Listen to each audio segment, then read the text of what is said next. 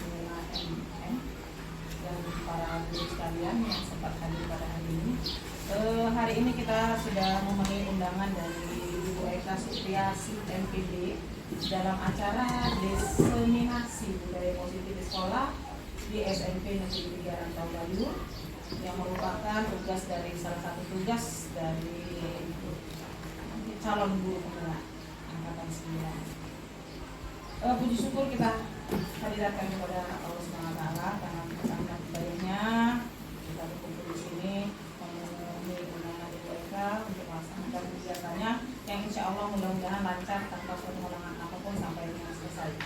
Baiklah, untuk acara hari ini yang pertama yaitu pembukaan, yang kedua kata sambutan dari Ibu Kepala Sekolah, yang ketiga langsung pemaparan diseminasi budaya politik di sekolah positif, budaya positif di sekolah oleh Ibu Eka Supriyasi, dan yang terakhir untuk membuka acara pada pagi menjelang siang hari ini, marilah kita bersama-sama melafazkan lafaz basmalah. Bismillahirrahmanirrahim. Untuk selanjutnya yaitu kata sambutan dari Ibu Kepala Sekolah kepada Ibu Sadila, kami persilakan.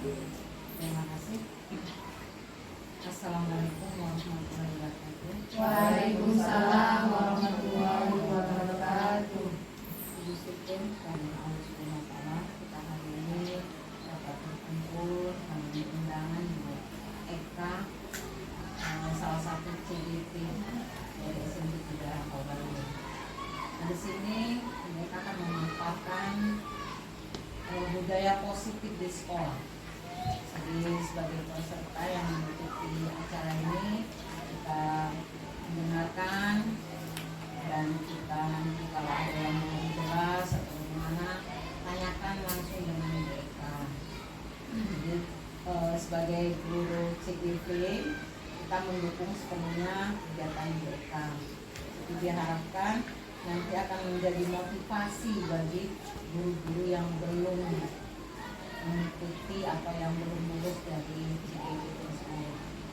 Jadi harapan apa yang sudah diterapkan, yang disampaikan nanti untuk diri kita, juga untuk anak-anak didik kita sampaikan bagaimana sebaiknya ya kita membudayakan budaya positif itu apa-apa saja yang harus dibudayakan. Ya ada perubahan, yang paling perlu itu adalah perubahan perilaku. Jadi dari yang barangkali agak kurang-kurang, nanti kalau dengan kita menerapkan budaya positif ini diharapkan nanti mereka akan lebih bagus lagi.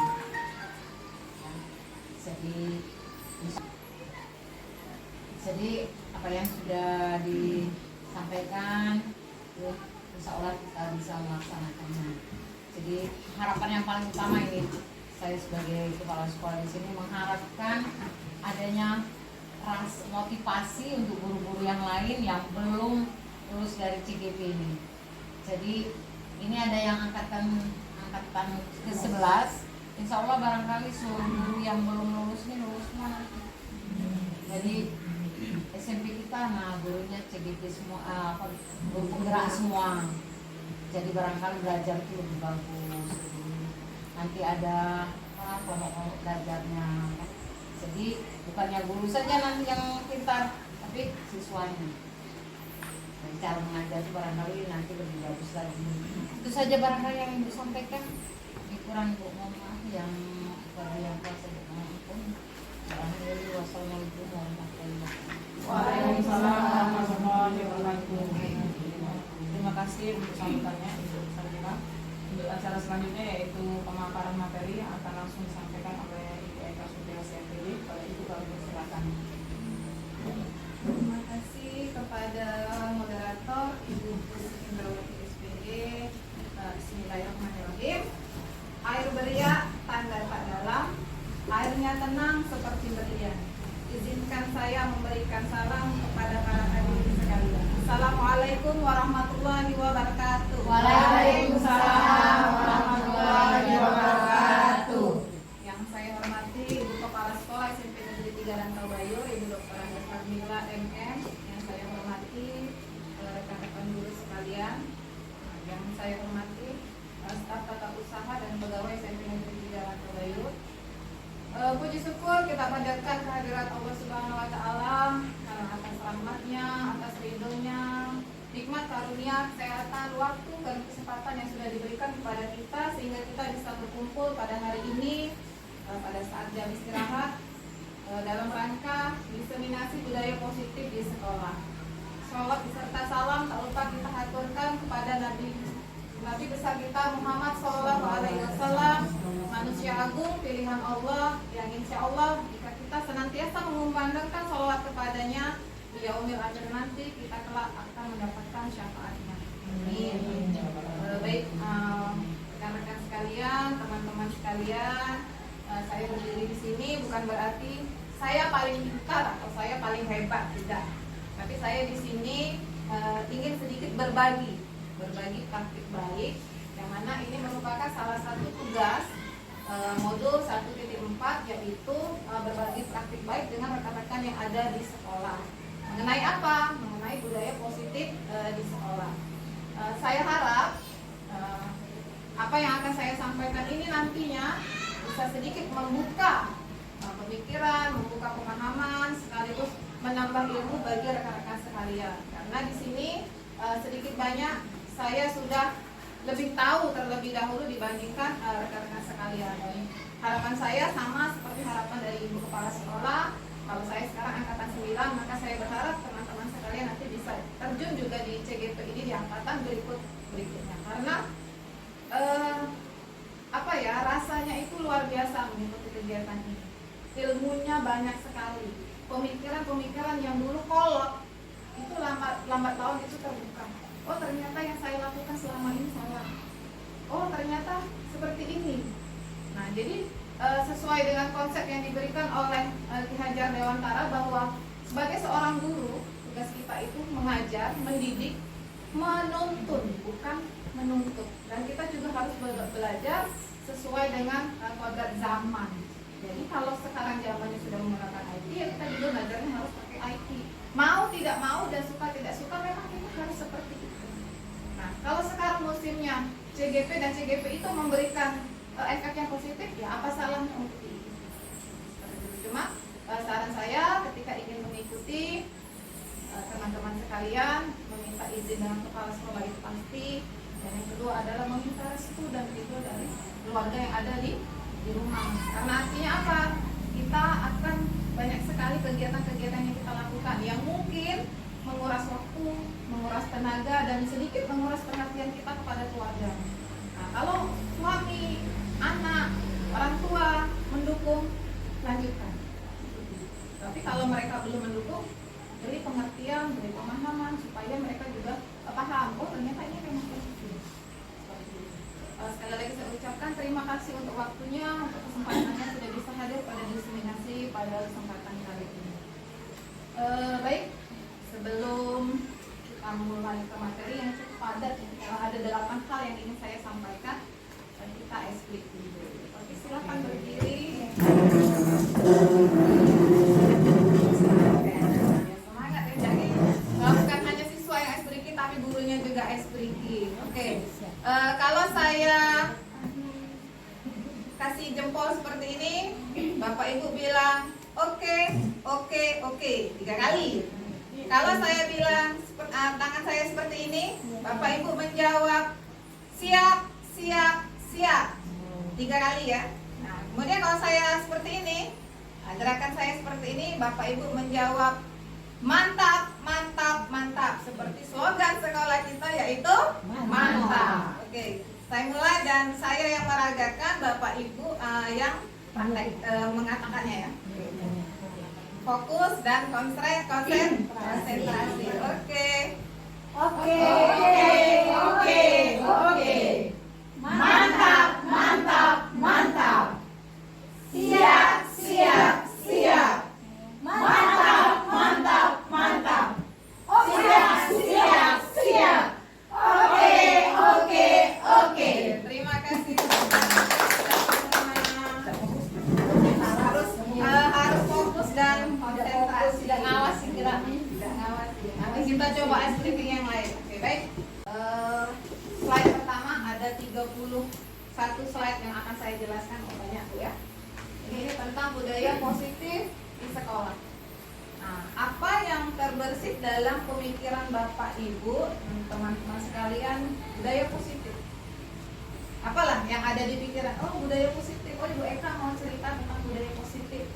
Budaya Kebiasaan positif baik. Nah, Bu Kusik bilang kebiasaan baik. Ada yang lain? Sama, oke. Kalau pernyataannya kebiasaan baik, tentunya ada pertanyaan berikutnya. Apa itu kebiasaan baik? Contohnya apa? Oke. Disiplin. Memang dia bilang disiplin. Ada yang lain? Datang tepat waktu. Ada lagi? Oke, banyak ya. Tentunya banyak sekali budaya positif atau nilai-nilai yang baik yang sudah kita ketahui. Nah, budaya positif di sini diharapkan kenapa itu harus disebarkan kepada rekan guru, kemudian nanti rekan guru juga membina anak murid supaya bisa kita wujudkan budaya positif bersama. Supaya apa? Supaya nantinya ada perubahan yang lebih baik lagi untuk di sekolah kita. Perubahannya itu memang butuh proses. Tidak mungkin langsung bisa berubah drastis, itu nggak mungkin. Tapi butuh proses dan butuh waktu. Nah, waktu dan proses itulah yang di sini nanti kita adanya ketika mengajarkan budaya positif adanya refleksi. Refleksi itu apa? Introspeksi. Apa sih yang salah saya sudah mengajarkan? Kok salahnya ini? Kenapa? Nah, itu juga harus direfleksi atau diintrospeksi. Nah, seperti itu.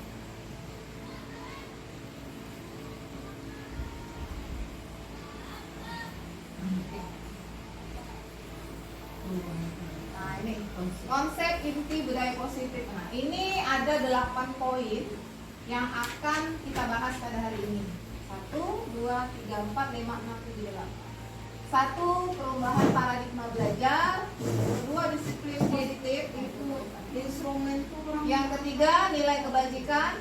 Yang keempat, kebutuhan dasar manusia, motivasi perilaku manusia, posisi kontrol guru, keyakinan kelas, dan segitiga restitusi. Nah, biasanya yang agak seru itu di bagian sini 6, 7, dan 8 karena kita mengalaminya sehari-hari. Ini ada kontrol guru dalam video saya.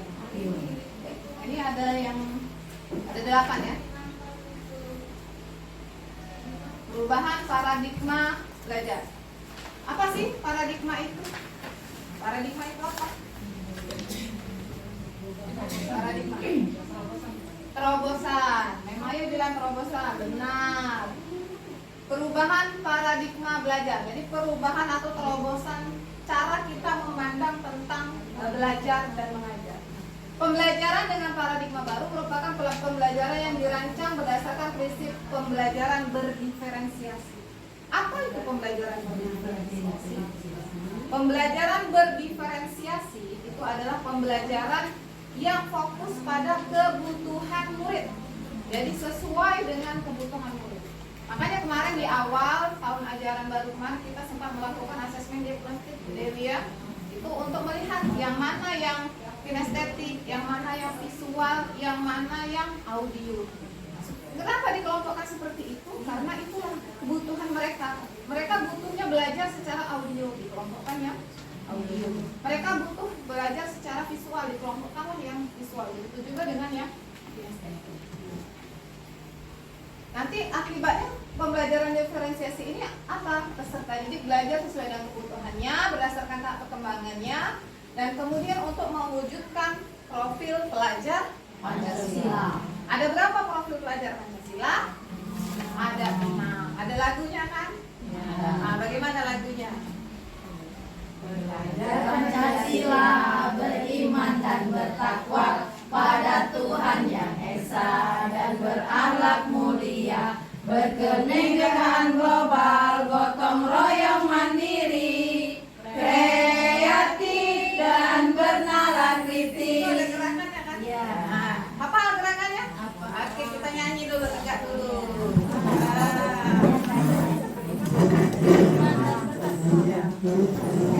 Ada yang berani mau memimpinnya? Yang Bu Upin, tidak apa-apa. Salah-salah nggak apa-apa. Nanti kita sama-sama.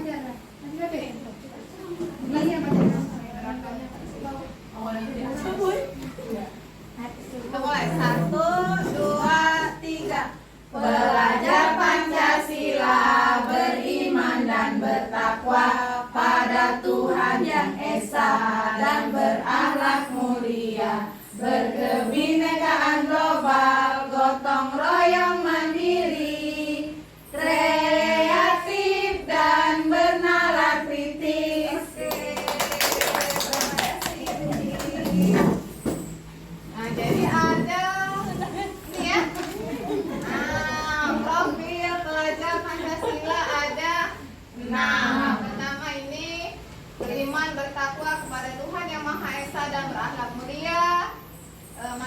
bernada kritis, kreatif, gotong royong dan berkebinekaan global. Jadi pembelajaran berdiferensiasi ini harapannya bisa mewujudkan murid kita yang mempunyai karakter yang seperti ini. Nah, tentunya kalau pembelajaran yang seperti ini bagaimana caranya? Pernah dengar teacher center dan student center? Nah, memang ya, teacher center adalah pembelajaran yang berpusat pada guru, student center adalah pembelajaran yang berpusat pada murid, pada siswa. Nah, selama ini tidak munafik dan tidak ini lagi kalau kita tuh kadang masih melakukan pembelajaran yang berpusat pada guru. Padahal harusnya kita melakukan pembelajaran yang berpusat pada siswa. Model lama. Kalau misalnya ngajar nyatet, siswanya nyatet dulu. Sudah itu apa namanya? Mending kalau gurunya yang nyatet, siswanya yang disuruhnya. Sekretaris mana? Sekretarisnya nak cat dari sini sampai sini, catat yang sudah ibu garis. Padahal itu sebenarnya sudah nggak nyaman lagi yang hal-hal yang seperti itu. Dan nggak nyaman lagi hal-hal yang seperti itu. Kan kalau modelnya model lama, ya mungkin karena kita ini produk lama yang diajarkan oleh guru-guru kita dulu dengan cara yang seperti itu. Jadi kita juga mengajarkan seperti itu. Tapi sesuai dengan konsep Ki Hajar Dewantara tadi bahwa mengajar sesuai dengan kodrat zaman. Jadi kalau dulu zaman kita ya mungkin memang masih seperti itu, gurunya jejelin, dikasih catat nak, dijelasin, catat jelasin. Karena pada saat itu kita kesulitan untuk mengupdate pengetahuan. Internet masih susah, tidak ada bahkan kan. Kemudian buku-buku masih jarang dan masih sangat mahal. Nah sekarang itu tidak berlaku lagi. Kenapa? Tanpa kita ajari itu anak-anak kita tuh sudah bisa. Dia bisa buka YouTube, buka TikTok, buka konten-konten yang berbau dengan pendidikan. Tapi tanpa kita mengajarkan pun mereka sudah bisa belajar sendiri. Nah kalau kita di kelas masih nyantai, nah itu alangkah kasihannya anak-anak kita itu. Jadi itulah yang namanya pembelajaran berdiferensiasi. Kita sebagai guru nggak ada yang menyuruh kita untuk menjadi guru, itu keinginan kita sendiri. Karena sudah tercelup menjadi seorang guru, maka yakinlah dalam diri kita berusaha untuk harus berubah. Aku harus menjadi guru yang berkualitas, menjadi guru yang profesional. Aku harus bisa mengikuti perkembangan zaman. Jangan sampai pintarlah anak murid daripada gurunya. Jangan sampai kita tuh ngajar hanya pintar semalam, anak ngajar baru buka. Jangan sampai seperti itu. Hal-hal lama itu buanglah. Tidak ini lagi. Karena apa? Kita di sini kan mengajarkan anak orang. Anak kita titipkan juga dengan sekolah, dengan orang lain, dengan guru. Tentunya kita tidak mau kan anak kita diajarkan dengan cara yang sama seperti kita. Anak kita dititipkan di sekolah, gurunya cuma nyatet, terus kasih latihan, nyatet. Kita nggak mau kan seperti itu. Kita pengennya, anak kita tuh disekolahkan, sekolah yang bagus, cara belajar gurunya juga bagus. Nah, tapi kita sendiri sebagai guru kok nggak berubah. Nah, itulah yang dirasakan karena kita merasakan sebagai orang tua, merasakan sebagai wali murid. Jadi, ya, Bapak Ibu pasti sudah mulai sedikit bisa memahami apa yang saya sampaikan. Selanjutnya, disiplin. Nah, disiplin positif. Disiplin positif. Ini materi yang kedua ya. Makna disiplin. Yang pertama ada makna disiplin dan ada makna disiplin positif. Makna disiplin disiplin ini berasal dari bahasa Latin disiplina, yang artinya belajar. Kita belajar mengontrol diri. Supaya apa? Supaya bisa memunculkan motivasi intrinsik, bukan lagi internal. Motivasi internal atau motivasi yang berasal dari dalam diri. Supaya apa? Supaya menjadikan diri kita sebagai orang yang bertanggung jawab. Nah, bertanggung jawab ini adalah salah satu budaya positif, salah satu nilai kebajikan universal. Kalau kita sudah memunculkan dari dalam diri kita rasa tanggung jawab mengajar. Oh, saya ada jam.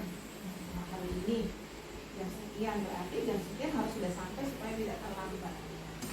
Ada rasa tanggung jawab yang muncul dari dalam diri kita.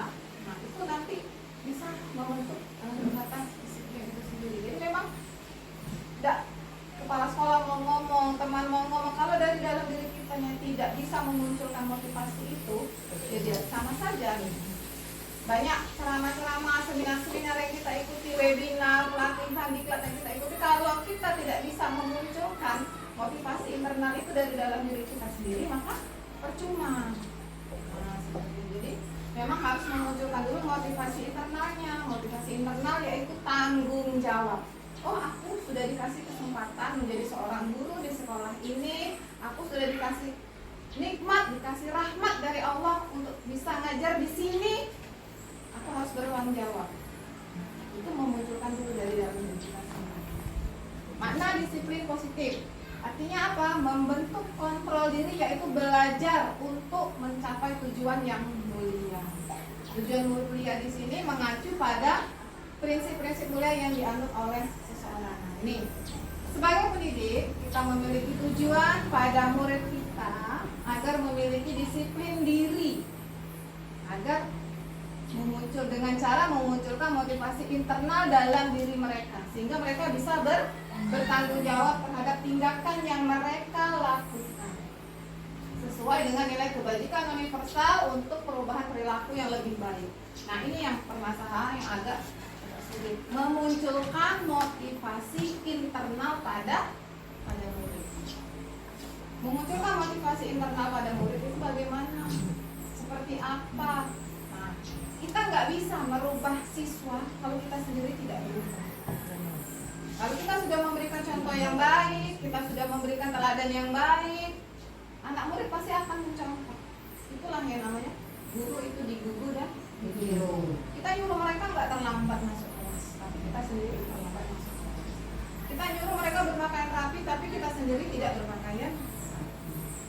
Jadi motivasi internal itu dari kita dulu, gurunya, baru kemudian siswanya. Kalau menurut Ki Hajar Dewantara itu, sekolah itu adalah diibaratkan sebagai ladang, sedangkan murid diibaratkan sebagai benihnya atau bibitnya. Sedangkan kita, guru itu diibaratkan sebagai petani.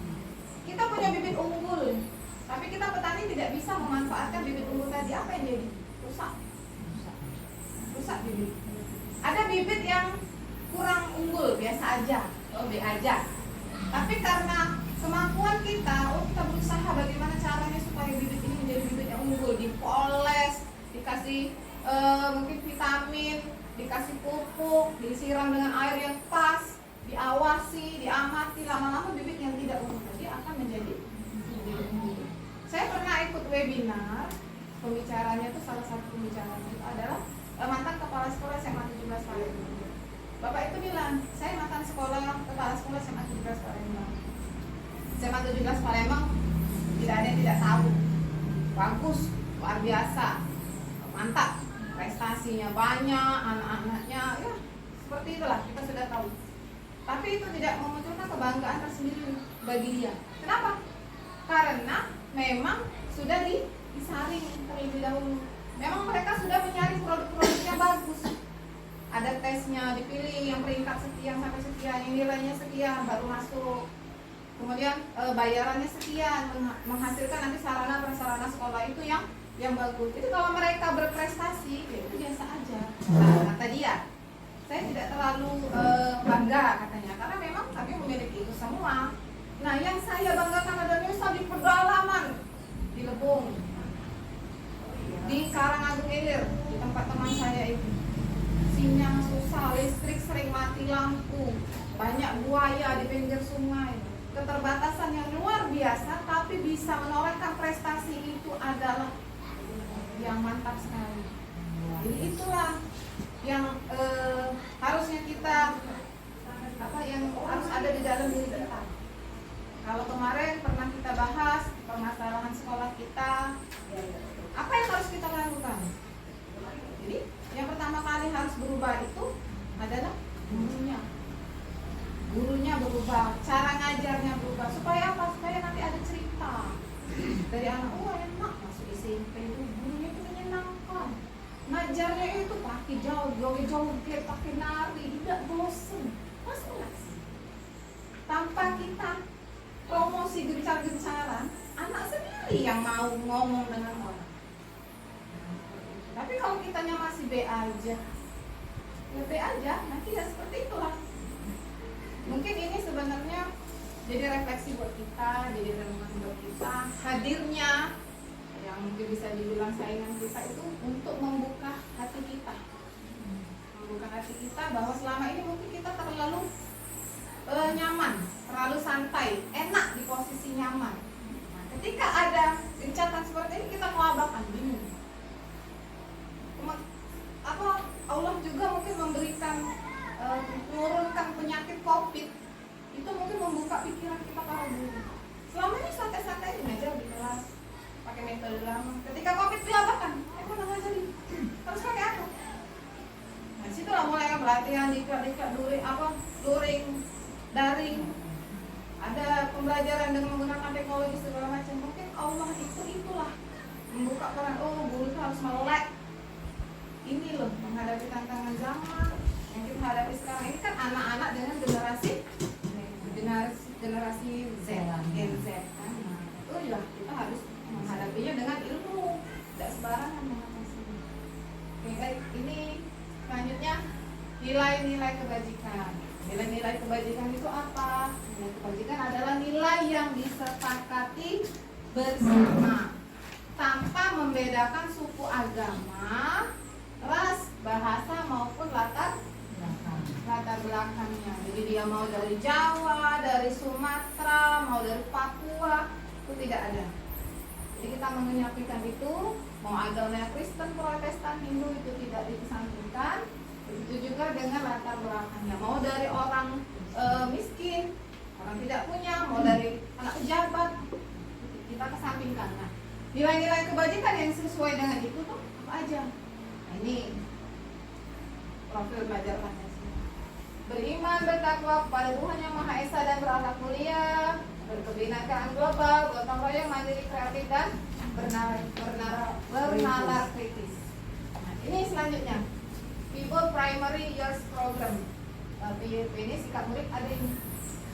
Nah, ini merupakan nilai kebajikan. Jadi selain ini yang wajib kita wujudkan di profil pelajar Pancasila di siswa kita, di murid kita. Nah, ini adalah nilai-nilai kebajikan. Toleransi, rasa hormat, integritas, mandiri, menghargai, antusias, empati, keingintahuan, kreativitas, kerjasama, percaya diri, dan komitmen. Ditambah lagi dengan 9 pilar karakter Indonesian Heritage Foundation dari IHF. Kalau nilai kebajikan ini sudah mulai kita wujudkan, kita tanamkan pada diri kita sendiri dan pada anak murid kita, tentunya akan menghasilkan generasi-generasi yang berkarakter. Tidak payah lagi kita mengajar, tidak payah lagi kita ngomongin anak kita kalau memang mereka sudah tertanam dari dalam diri. Ini nilai-nilai kebajikan ini diharapkan nantinya bisa menjadi kebiasaan. Untuk menjadikannya kebiasaan itu mungkin memang banyak caranya. Salah satunya ya mungkin kita macam-macam terus. Buang sampah sembarangan, ya terus jangan ini. Kita harus mengingatkan. Memang seperti itu. Sesuatu yang bernilai kebaikan itu harus diingatkan. Sholatlah. Anak di rumah, sholatlah. Sudah waktunya. Sholatlah. Belum. Nah, terus lambat laun kan nanti tadi mama mau cek. Tanpa disuruh. Nah, itu mungkin menanam kerasa kebiasaan itu memang seperti itu, harus terus. Nah, terus diingatkan. Dari sinilah fungsi kita sebagai seorang guru. Capek memang lelah. Seorang guru kita, tugas kita itu banyak. Tapi tidak ada yang menyuruh kita menjadi seorang guru. Kita lah. Karena sudah tercelup, sudah terjun di dalam dunia pendidikan, sudah masuk di dalam sebagai seorang guru, ya jalani. Insya Allah memang inilah dan raihlah pahala sebanyak-banyaknya dari tugas kita ini. Selanjutnya, kebutuhan dasar manusia. Apa sih kebutuhan dasar kebutuhan dasar, kebutuhan pokok, kebutuhan wajib, seperti itu ya. Nah, kebutuhan dasar manusia adalah segala sesuatu yang kita lakukan melalui usaha terbaik, untuk mendapatkan apa yang kita inginkan. Anak murid kita juga punya kebutuhan dasar. Apa saja kebutuhan dasar anak murid kita? Sama dengan kebutuhan dasar kita menurut teori. Kebutuhan dasar manusia menurut teori itu ada 5. Yang pertama, bertahan hidup. Yang kedua, kasih sayang dan rasa diterima. Yang ketiga, kebebasan. Yang keempat, kesenangan. Dan yang kelima, penguasaan. Ini contohnya. Kebutuhan dasar manusia bertahan hidup, yaitu tentang kesehatan, rumah, makanan, dan proses reproduksi. Proses reproduksi itu artinya berkaitan dengan memperbanyak keturunan. Rasa kasih sayang, pasti setiap manusia itu pasti membutuhkan rasa kasih sayang, rasa diterima dalam sebuah hubungan. Selanjutnya adalah kebebasan. Bebas dalam hal apa? Mandiri, otonomi atau dalam pemilihan, memiliki pilihan dan mampu mengendalikan arah hidup seseorang. Selanjutnya kesenangan. Oh pasti kebutuhan dasar manusia itu pasti ada tentang kesenangan, tertawa. Itu salah satu kebutuhan dasar manusia. Penguasaan. Nah, penguasaan ini contohnya adalah dianggap berharga. Bisa membuat perbedaan, diakui dan dihormati. Itu juga kebutuhan dasar. Nah, jadi bukan hal yang dihormati. Ya, memang itu kebutuhan dasar kita. Ada kalanya kan kita seperti itu kan. Sama ini tidak dihormati, aku gitu gak di sini aja. Memang kebutuhan dasar kita seperti itu. Kita pengen dihormati, anak pun juga pengen dihargai. Kita pengen disayangi, anak pun pengen disayangi. Sayang. Motivasi perilaku manusia ada 2, motivasi ekstrinsik dan motivasi intrinsik. Kalau motivasi ekstrinsik itu jelas motivasi yang berasal dari luar. Sedangkan motivasi intrinsik adalah motivasi yang berasal dari dalam. Dari luar apa? Kenapa manusia itu berperilaku? Pasti motivasi dari luarnya karena takut dihukum, tidak nyaman. Itu motivasi dari luar. Hari Senin harus pakai topi, harus lengkap. Kalau tidak lengkap nanti dihukum sama ibu pik waktu kesiswaan. Itu motivasi dari luar. Dari luarnya siapa? Motivasi takut dihukum oleh ibu pik, bukan dari dalam. Selanjutnya apa lagi contohnya? Ingin mendapatkan imbalan atau penghargaan. Contoh ulangan harus dapat 100 karena memangnya janji kalau dapat 100 nanti ada hadiah. Nah, itu motivasi dari luar, yaitu motivasi dari gurunya. Nah, motivasi intrinsik adalah dari dalamnya. Jadi mereka itu memang sudah menyadari, oh memang harus loh pakaian lengkap itu. Nah, harus pakaian lengkap. Ya karena apa? Ya memang kan siswa harus pakaian lengkap, apalagi kalau hari Senin. Kita memang harus loh belajar rajin, dapat nilai yang besar. Supaya apa? Ya kan kita belajar. Nah, itu memang motivasi intrinsik. Jadi mungkin anak-anak kita selama ini masih melakukan motivasinya ekstrinsik. Bukan hanya murid, kita pun juga seperti itu. Nah ini, supervisi. Nah, supervisi gurunya. Pakai media pembelajaran. Bagus Bagus ya kan? Nah, itu artinya apa? Karena aku malu. Misalnya lihat Bu Sarmila. Malu dilihat Bu Sarmila kalau tidak pakai ini, tidak pakai media, misalnya berangkat. Anak-anak bahkan sudah di-setting dulu. Kamu nanti kalau ibu nanti kamu jawab. Nah, itu motivasi ekstrinsik, takut dengan kepala sekolah, benar Bu ya? Iya, motivasi tidak munafik Bu ya, saya juga kadang seperti itu. Nah, seandainya jadwal supervisi itu tidak ada, Ibu Sarnila tahu-tahu masuk. Nah, siswa mendekati, siswa gurunya lagi nongkrong. Seandainya kan? Berarti kan memang ya mungkin itulah ya. Kadang memang kita perlu motivasi ekstrinsik, tapi yang seharusnya kita munculkan adalah motivasi dari dalam. Bagi yang sudah memang biasa, tentunya tidak takut lagi. Biasa banget. Nak ngajar ngajar apa ibu pas sekolah nak masuk nak ida aku memang macam itulah kalau ngajar. Memang aku selalu pakai media, memang aku selalu ngajari anak main games, memang aku selalu menyenangkan. Nah misalnya seperti itu kan, kalau memang dari dalam sudah ada motivasi. Iya, sangat. Iya begitu. Mungkin lain kali tidak usah dibuat langsung masuk. Nah kenapa sekali? Cuma di warning kan minggu ini sudah mulai, silahkan bersiap. Nah itu agak-agak pening juga kan? Oke baik, kita lanjutkan.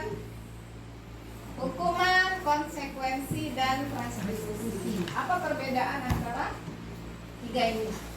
Kalau hukuman itu bersifat tiba-tiba. Nah, tiba-tiba. Misalnya ada yang kita lagi jalan di lapangan. Tiba-tiba ada anak yang buang sampah sembarangan. Tiba-tiba. Gitu kan? Hukuman itu sifatnya tiba-tiba, tidak terencana. Nah, sedangkan konsekuensi itu sudah disepakati sebelumnya. Jadi kita udah punya peraturan, sudah disepakati. Kalau kamu melanggar, maka kamu akan ada konsekuensinya. Itu konsekuensinya. Berarti memang sudah ada perencanaan. Nah, yang terpenting adalah sebenarnya itu restitusi. Apa sih dulu restitusi? Nah, restitusi ini di sini kita membuat anak-anak itu sadar akan kesalahannya, bahwa dia sudah melakukan hal yang tidak baik dan dia sadar. Kemudian kita bertanya, kalau kamu sudah tahu kamu salah, apa yang akan kamu lakukan? Dia sendiri yang memberi punishment atas kesalahannya. Nah seperti itu restitusi. Jadi kalau hukuman ini kita langsung menghukum, kalau konsekuensi ini memang ada rencananya, kalau restitusi ini, nah ini mengajarkan murid untuk mencari solusi untuk masalah mereka, membantu murid berpikir. Jadi mereka sendiri yang mencari apa yang mereka inginkan dan bagaimana cara mereka memperlakukan orang. Ya, posisi kontrol guru ada berapa? Ada 5. 1 penghukum, 2 pembuat rasa bersalah, 3 teman, 4 pemantau, yang kelima manajer. Penghukum, penghukum. Siapa di sini yang masih berperan sebagai penghukum? Kita tidak menangkap Bapak Ibu ya, karena posisi ini pasti penghukum dan membuat rasa bersalah. Selalu berusaha membuat siswa itu merasa bersalah. Padahal belum tentu ketika dia merasa bersalah dia sadar. Ini mungkin sebagian ada yang bersifat seperti teman dan guru dengan sisnya, sebagai pemantau. Nah yang terbaik harusnya posisi kontrol kita sebagai guru itu adalah manajer. Inilah level tertinggi, level yang paling tinggi, manajer. Pertama mungkin kita melewati di sini, kemudian ke sini, baru ke sini, baru ke sini. Ini semua butuh proses. Waktu. Boleh nggak melompat dari penghukum langsung ke manajer? Boleh. Boleh saja kalau mau melompat. Makan. Aneh kan? Ini mulu kan? Padahal sebenarnya itu sesuatu yang baik, tapi anak ada di sini. Kaget ya kan? Oke, posisi kontrol.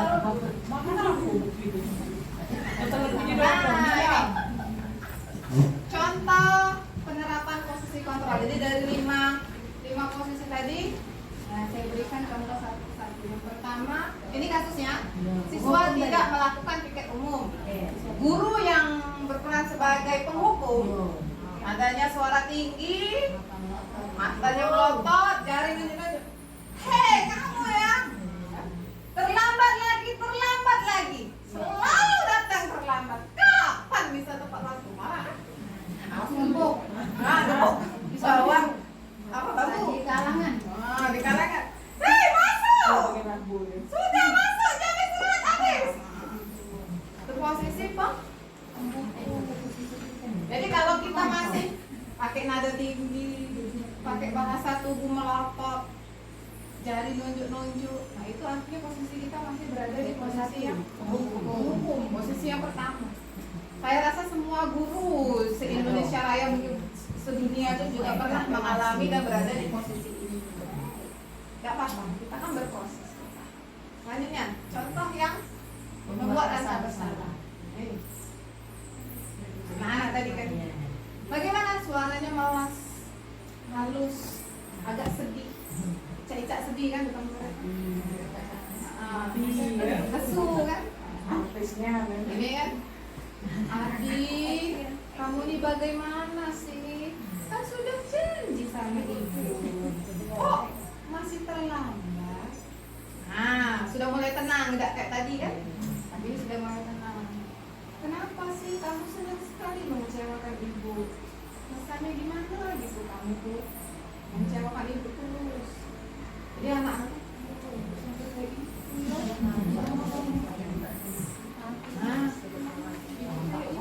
Tadi itu nak habis nak. Dia lembu dengan tiket dia. Setiap lembu ada tiket. Bu, aku tuh kalau bagi mereka harus nih. Banyak untuk kan nih. Masih. Ya, membuat rasa sering juga kita berada di posisi ini kan. Ada yang sering berada di posisi. Kenapa sih kok terlambat? Nadanya sudah mulai. Mana posisi lu? Ya, belum lama. Nah ini bersifat sebagai teman, ramah, akrab, bercanda, nah, merapat pada murid. Jadi nggak lagi jawab muridnya dengan lagi, senyum dan jenaka. Ini kan muridnya didekati. Kamu nih Adi, bagaimana sih? Kan kemarin sudah janji untuk tidak terlambat. Kenapa kamu terlambat? Ya sudah, besok jangan diulangi. Nah, artinya itu sudah mulai turun lagi satu. Levelnya sudah turun lagi. Nah, sebagai pemantau, ini duduk berhadapan seperti ini atau tidak boleh. Kamu terlambat 15 menit. Kamu sudah tahu kan konsekuensinya apa kalau kamu terlambat. Nah, ini tadi kan hukuman, restitusi dan hukuman, konsekuensi dan restitusi. Dia di sini sudah mengarah ke konsekuensi, mengingatkan. Kamu tahu nggak konsekuensinya kalau kamu terlambat? Tahu. Nah, di sini peran kita sebagai pemantau. Lanjut. Nah, mari. Nada suaranya tulus, bahasa tubuhnya tidak kaku dan mendekat ke muridnya. Yang dilakukan oleh guru yang berposisi sebagai manajer itu, apa yang bisa kamu lakukan untuk memperbaiki kesalahan kamu? Jadi kita mengajak dia berpikir, apa yang kamu lakukan supaya kamu bisa memperbaiki kesalahan kamu? Yaitu apa? Tidak terlambat tadi. Apa yang harus kamu lakukan? Nah, kita yang mengajak mereka berpikir. Ya, dia punya solusi untuk diri dia sendiri. Bukan kita yang memberikan solusi, tapi dia sendiri yang memberikan solusi untuk dirinya sendiri. Kita hanya mengarahkan, memancingnya. Nah, itulah posisi guru sebagai keyakinan kelas. Nah, kenapa keyakinan kelas bukan peraturan kelas? Apa bedanya keyakinan kelas dengan peraturan kelas?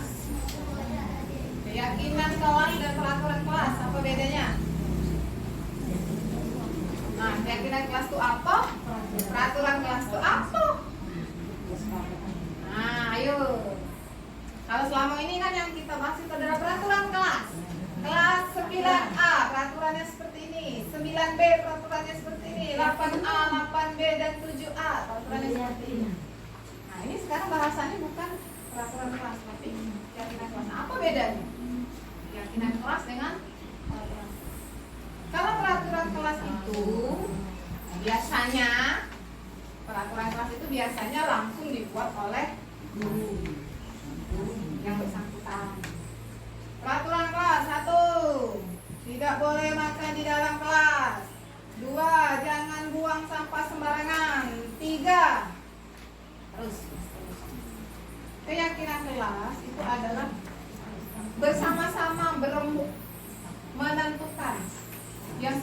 dengan nilai-nilai kebajikan universal. Nah, nilai di pangkal tadi ada kan yang dari PYP tadi, toleransi, tanggung jawab dan segala macam. Nah, keyakinan kelas itu berprinsip pada itu.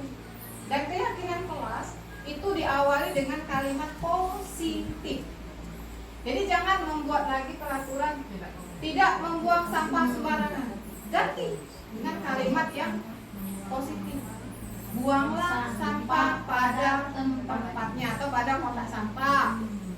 Terus tidak terlambat. Ganti datang tepat waktu. Mungkin untuk Bapak Ibu wali kelas bisa dibuat mulai keyakinan kelas. Ditawarkan dengan anak-anaknya. Nah, kira-kira kelas kita ini mau dibawa kemana? Kamu maunya seperti apa? Bu, yang ada yang ngomong, jangan ada yang terlambat bu. Oke, buat sorry. Nomor 2 nanti bu. Tambah. Selanjutnya. Jadi memang sudah disepakati bersama. Keyakinan kelas itu disepakati bersama dan mereka yang memunculkan ide-idenya. Kita hanya menampung, kemudian berusaha merubahnya menjadi kalimat yang positif. Nah, ini pembentukan keyakinan kelas bersifat abstrak, rinci dan konkret. Pernyataan yang universal atau umum dibuat dalam bentuk yang positif, tidak terlalu banyak dan mudah dipahami, dapat diterapkan di lingkungan dan warga kelas ikut berpartisipasi. Nah, nanti mungkin boleh dicoba kita pindah ke gedung baru, punya kelas baru kan, kelas baru dengan kondisi yang baru, buat keyakinan kelas. Biarkan mereka berpendapat satu-satu kalau perlu. Jadi kalau anak kita ada 30 nggak apa-apa, 30 peraturan, 30 keyakinan itu. Nanti kan mereka sendiri, oh ini aku yang buat ini. Nanti mereka meyakini, oh ini wujud dari bertanggung jawab adalah membuang sampah pada tempatnya. Oh wujud dari menjaga kebersihan adalah harus piket. Nanti kita coba. Nah, segitiga restitusi. Proses komunikasi yang kolaboratif antara orang tua, murid, dan guru untuk memperbaiki kesalahan agar menjadi pribadi yang lebih baik lagi. Apa isi segitiga restitusi? 3 tahapan dalam segitiga restitusi. Pertama, menstabilkan identitas. Yang kedua, validasi tindakan yang salah. Yang ketiga, menanyakan keyakinan. Yang dibuat itu merupakan suatu proses pembelajaran, mengubah identitas yang gagal menjadi identitas yang sukses. Kemudian validasi tindakan yang salah. Setiap tindakan pasti memiliki tujuan, mengubah pandangan dari stimulus ini atau rangsangan ke berpikir yang proaktif, mengenali tujuan dari pemenuhan kebutuhan. Ini lebih enaknya kalau kita langsung ke contoh. Menanyakan keyakinan, memberikan pertanyaan yang bermakna, lalu menghubungkan antara keyakinan dengan tindakan yang telah dilakukan. Ya, sebenarnya ada 2 praktik segitiga restitusi yang sudah saya coba kemarin dengan Suti, dengan anak-anak.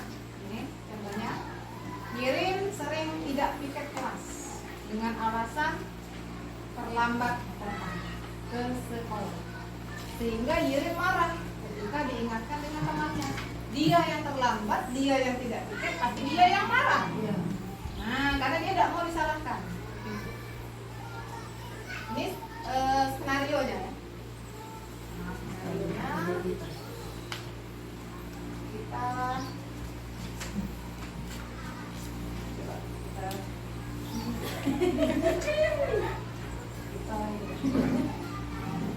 bagaimana caranya?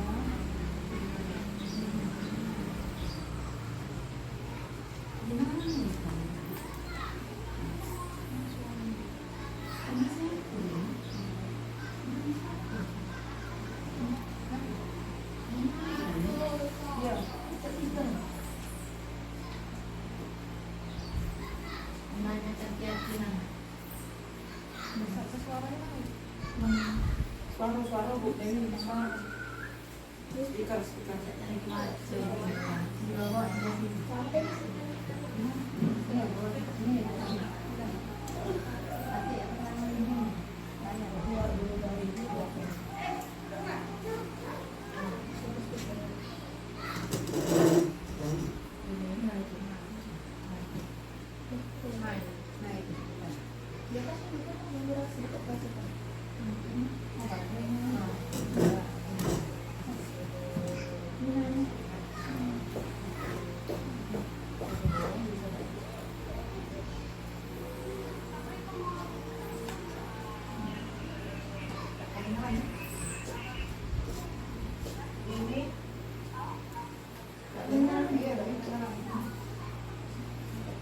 Jadi menstabilkan identitas.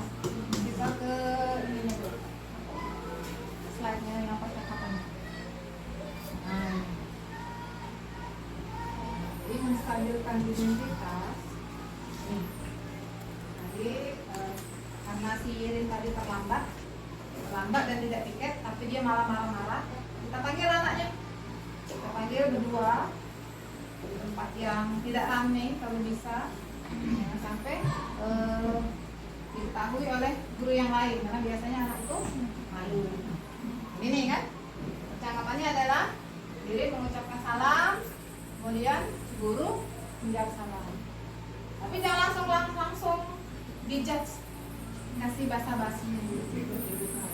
Assalamualaikum, waalaikumsalam, Irin, silakan duduk. Apa kabarnya, Irin? Sehat? Bu, sehat Bu.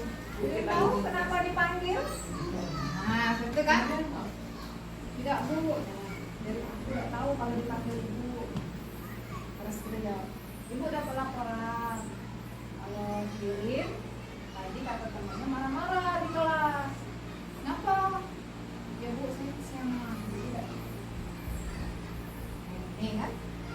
Terjawab. Nah, setiap orang itu memang pasti pernah melakukan kesalahan, tapi berusaha untuk memperbaiki kesalahan. Jadi disinilah menstabilkan identitas. Jadi per kasus.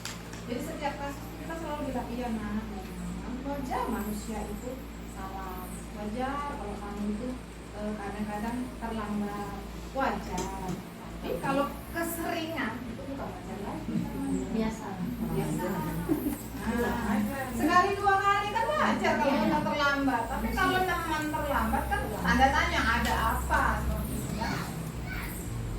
Nah, validasi tindakan yang salah. Jadi kita memvalidasi, menanyakan dengan anak bahwa tindakan anak yang seperti itu tuh salah, dan kita menanyakan kenapa, apa alasannya. Ini gurunya bertanya, Irin bisa ceritakan pada ibu apa alasannya Irin itu marah-marah dengan teman. Nah, Irin kemudian mengakui ya saat yang salah itu saya Bu. Saya ini datang terlambat, tidak tiket, tapi saya malah yang marah-marah. Karena saya tidak mau Bu disalahkan. Mereka tuh tidak paham katanya. Kenapa kalau aku terlambat? Padahal sering, setiap hari selalu seperti itu. Nah, jika teman-temannya kesel kalau setiap hari selalu seperti itu, sama lah kayak kita kan. Jadi guru piket, yang itulah terus, yang itulah yang tidak masuk, yang itulah yang terlambat. Stres guru piket. Nah, stres, pasti marah. Nah, pasti marah pasti kan, karena apa sudah terlalu sering. Sering tidak masuk. Kalau sekali dua kali, Tidak apa-apa. Biasa aja. biasa aja. Nah ini juga kasusnya sama.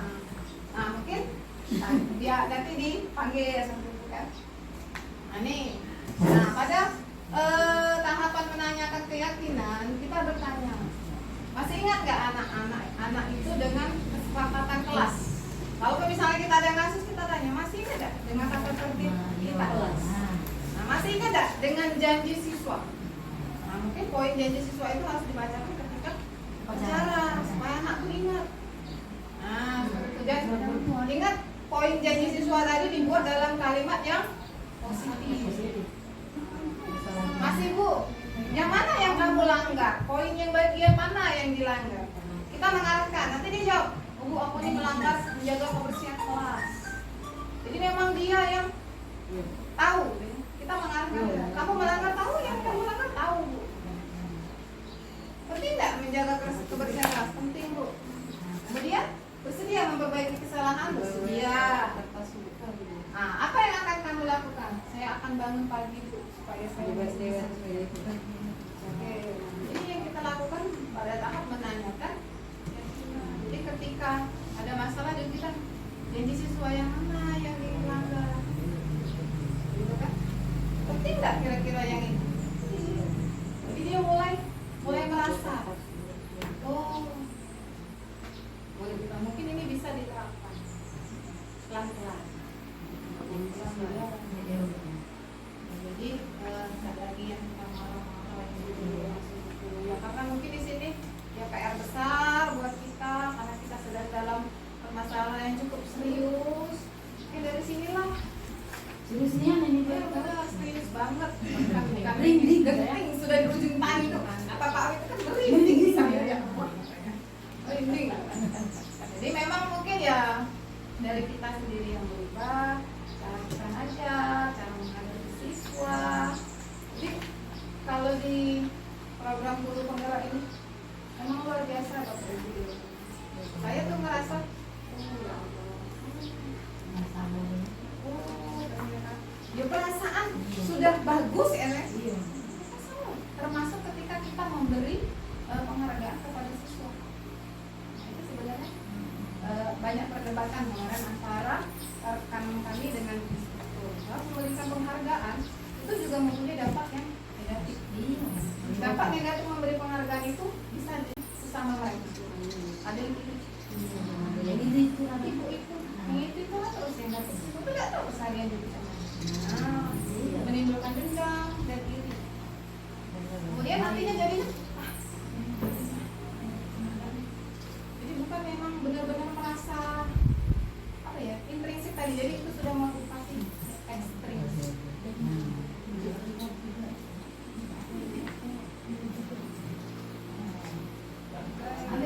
habis. Alhamdulillah. Selesai juga. Oke, kita ice breaking dulu. Kita sekarang ice breaking aja Pak Darman. Kita naik delman ya. Naik delman. Nah, ingat lagu naik delman?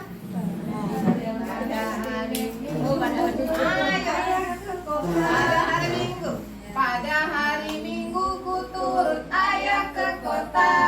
Tapi kita pakai tangan, pakai gerakan ya. Ikutin, lihat saya dulu.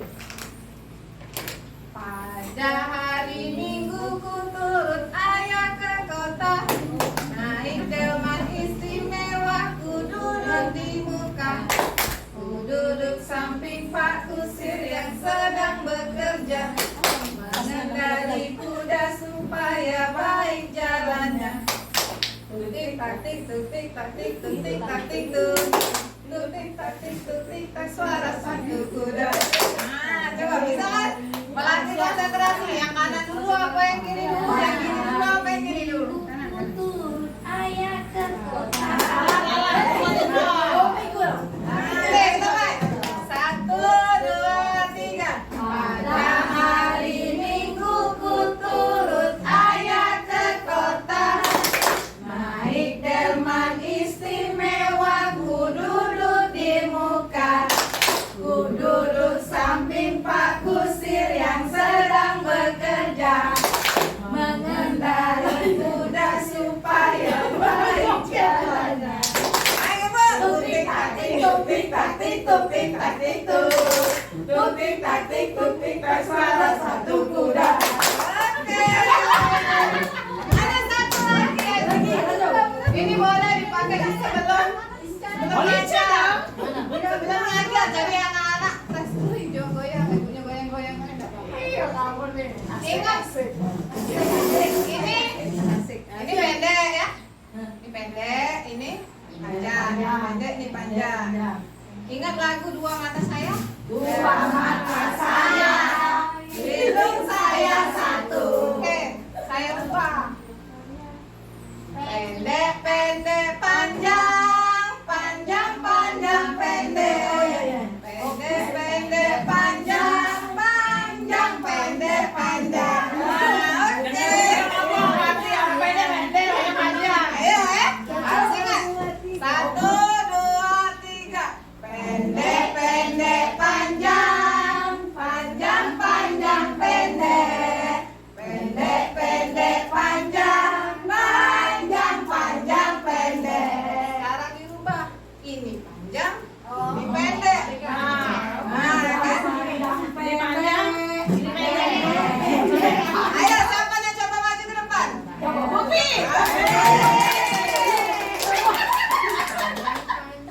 Kembalikan ini kembalikan. Kembalikan ya, kembalikan. Coba 1, 2, 3. Panjang, panjang, pendek, pendek, pendek, panjang, panjang, panjang, pendek, pendek, pendek, panjang.